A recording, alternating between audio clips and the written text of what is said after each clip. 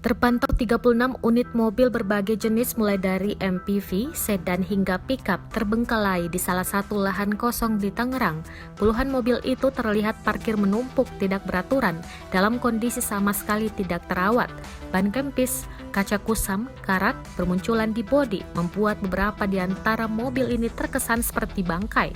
Lokasi mobil-mobil tersebut tepatnya berada di belakang kantor Dinas Perhubungan atau Dishub Kota Tangerang. Puluhan mobil tersebut tidak terawat hingga jadi bangkai. Akhirnya, tempat tersebut dijuluki sebagai kuburan mobil. Selain di area tersebut, terdapat juga 6 mobil yang tidak terurus dan diparkir lebih dekat dengan kantor Dishub Kota Tangerang. Kondisi keenam mobil tersebut juga serupa dengan puluhan unit di kuburan mobil. Mengutip Kompas.com, Kepala Dishub Kota Tangerang Wahyudi Iskandar menjelaskan bahwa pihaknya tidak memiliki wewenang untuk mengurus mobil-mobil tersebut sebab merupakan tanggung jawab bidang aset pemerintah Kota Tangerang.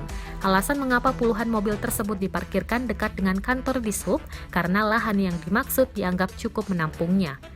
Melihat lebih detail pada lahan dengan luas sekitar 120 hingga 150 meter persegi itu, nampak mobil-mobil yang dianggur merupakan kendaraan plat merah dan plat hitam.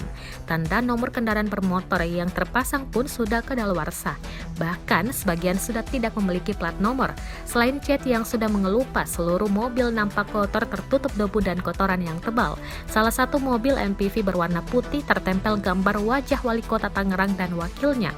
Kerusakan tidak hanya pada cat bodi. Beberapa unit telah kehilangan sebagian komponennya, seperti jok, kaca spion, dan penutup lampu depan. Akibat dibiarkan terlalu lama, kini mobil-mobil tersebut menjadi media tumbuh bagi tanaman liar.